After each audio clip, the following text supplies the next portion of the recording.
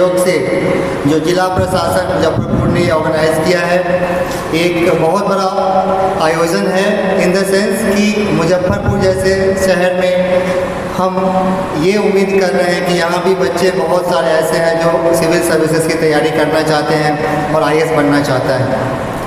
तो सबसे पहले मैं आप लोगों से जानना चाहता हूँ कि आप लोगों में से कितने ऐसे बच्चे हैं जो आईएएस बनना चाहते हैं।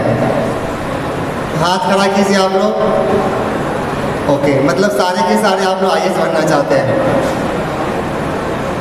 बोल के भी दिखाइए, क्या आप सभी लोग आईएएस बनना चाहते हैं?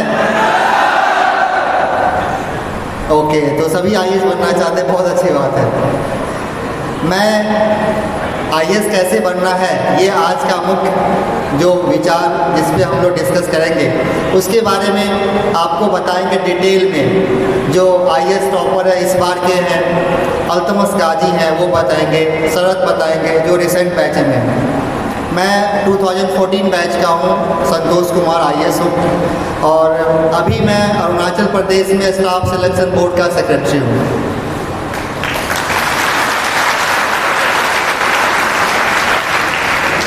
ओरिजिनली मैं समस्तीपुर से हूँ और जब से जिस समय हम लोग दे रहे थे उस समय मैंने हिंदी मीडियम से एग्ज़ाम दिया था।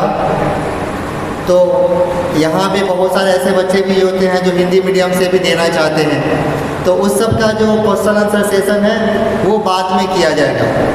तो आपके जितने भी डाउट्स हैं सारा कुछ आज किया जाएगा। तो आप सभी लोग से मैं ये कहना चाहता हूँ कि आपके मन में जो भी सवाल है आईएएस के बारे में, सिविल सर्विसेज के बारे में कि सिविल सर्विसेज कैसे क्वालिफाई करना है, वो सारे के सारे डाउट्स आपको आज क्लियर करके जाना है।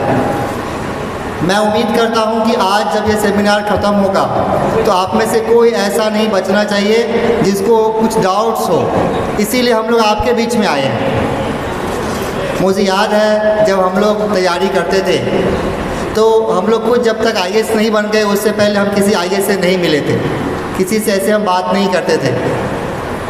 तो कहीं ना कहीं हम लोगों को वो कमी खलती थी। मैंने ग्रेजुएशन किया BA political science Mithila university से, दरभंगा में सीएम कॉलेज का नाम आप लोग सुने होंगे, वहाँ से मैंने किया था। तो जब मैं दरभंगा में तैयारी कर रहा था तो मन था कि आईएएस बनना चाहिए। तो उसके बाद मैं जब दिल्ली गया अपने कुछ मित्र से मिलने के लिए तो मैंने देखा कि जो बुक्स जो मटेरियल्स दरभंगा के बच्चे पढ़ाई करते हैं, हमें जो सीनियर्स वहाँ बताते हैं, तो वहाँ दिल्ली में तो लोग अलग ही तरह की किताबें पढ़ते हैं, ज़मीन आसमान का फ़र्क लगा। तो छोटे शहरों में क्या होता है, उनके पास सपने होते हैं, उम्मीदें होती है, वो बनना चाहते हैं, लेकिन उनके पास वो मार्गदर्शन गाइडेंस नहीं मिल पाता है, जिसके वजह से वो नहीं मिल पाते।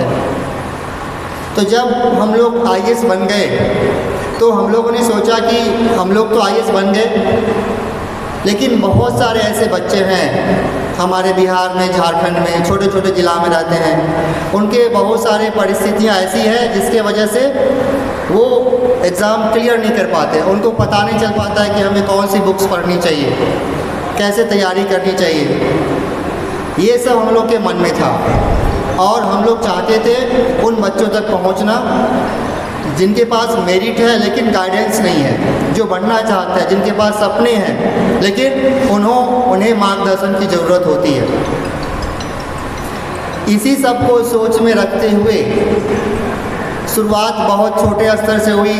शुरू में 8-10 अधिकारी आए और एक कुछ करने का सोचा अपने बिहार और झारखंड के लिए कि कैसे हम बिहार और झारखंड की बेहतरी के लिए हम कुछ करना चाहते हैं।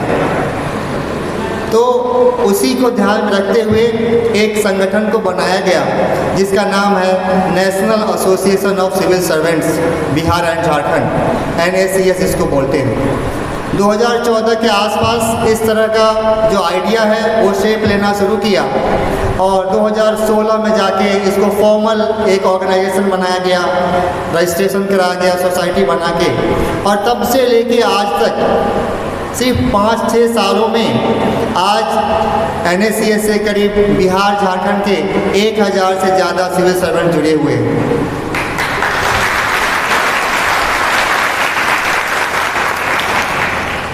आज इतनी भारी संख्या में आप लोग आए हैं और मैं आभार व्यक्त करता हूँ NSCS की तरफ से हमारे माननीय DM सर का।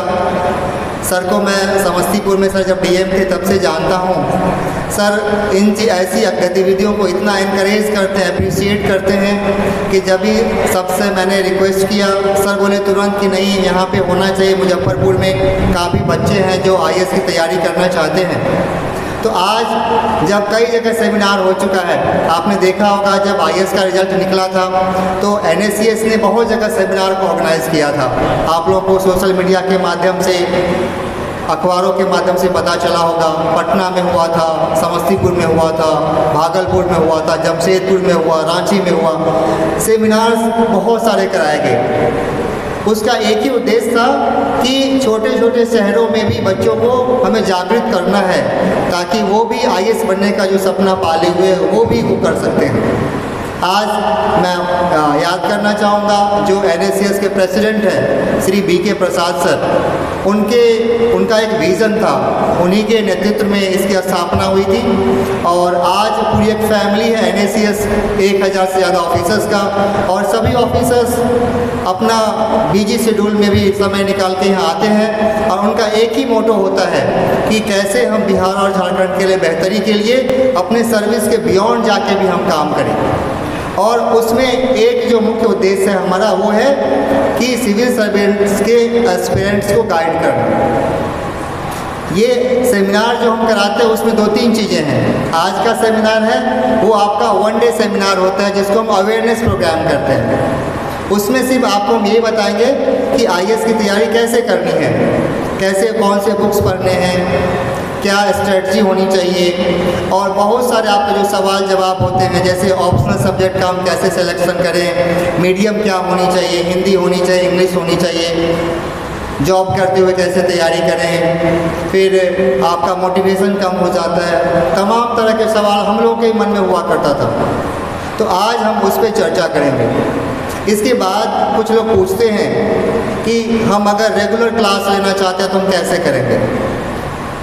उसके लिए NSCS का एक मार्गदर्शन प्रोग्राम चलता है। उसमें हम क्या करते हैं कि एक एडवर्टाइजमेंट निकाल के एक टेस्ट लेते हैं पूरे बिहार और झारखंड के लेवल पे। उस टेस्ट में से हम करीब 200 से ज़्यादा बच्चों को सेलेक्ट करते हैं और उनका हम क्या करते हैं रेगुलर क्लासरूम गाइडेंस देते हैं। अभी 2 महीना पहले ही हमने टेस्ट ऑर्गेनाइज़ किया था, ऑनलाइन टेस्ट था कोविड की वजह से, और उसमें हमने 238 बच्चों को सेलेक्ट किया है और उसका हमारे ऑफिसर्स अभी रेगुलर क्लास ऑनलाइन करा रहे हैं। फिर उसके बाद जब आप लोग प्रीलिम्स क्लियर करते हैं, मेंस क्लियर करते हैं, तो इंटरव्यू के लिए भी हम क्या करते हैं मॉक इंटरव्यू गाइडेंस कराते हैं। आज मैं आप लोगों के सामने ये कहना चाहता हूँ कि NSCS का 2 USP है। पहला तो ये है कि ये सारा का सारा जो आयोजन होता है वो सिर्फ सिविल सर्वेंट्स के द्वारा कराया जाता है। जो लोग खुद ऑफिसर बन गए हैं, IAS IPS बन गए हैं, उनके द्वारा कराया जाता है। और दूसरा कि पूरा का पूरा जो इनिशिएटिव हमारा होता है वो निःशुल्क होता है, किसी तरह का कोई हम चार्ज नहीं करते हैं। तो ये बहुत इम्पोर्टेंट है। ये इसलिए है क्योंकि हम जब सेलेक्ट हो जाते हैं तो हमें ये लगता है कि हम सेलेक्ट हो गए, हम अपनी अपनी जगह पे पूरे देश में, और जो हमारे फॉरेन सर्विस के मित्र हैं वो विदेशों में भी अपनी सेवाएं दे रही हैं, ईमानदारी से मेहनत से काम कर रहे हैं। But beyond that also we think we have some responsibility towards our society. आप सभी जानते हैं कि हमारा बिहार एक प्रदेश ऐसा है कि बहुत सारे सोशल इंडिकेटर्स में आगे नहीं है, बहुत इम्प्रूवमेंट की ज़रूरत है। आप सभी न्यूज़पेपर में पढ़ते होंगे, शिक्षा है, स्वास्थ्य है ना, बहुत सारा है। तो हमें ये भी सोचना है हर लोग जिस भी लेवल पे हैं कि हम beyond our call of duty, हम अपने समाज के लिए, अपने आसपास रहने वाले लोगों के लिए हम क्या कर रहे हैं। तो हमने रियलाइज़ किया कि education is the best thing, education is the key of transformation. If you want to do anything for our society, हमें एजुकेशन पे फोकस करना पड़ेगा।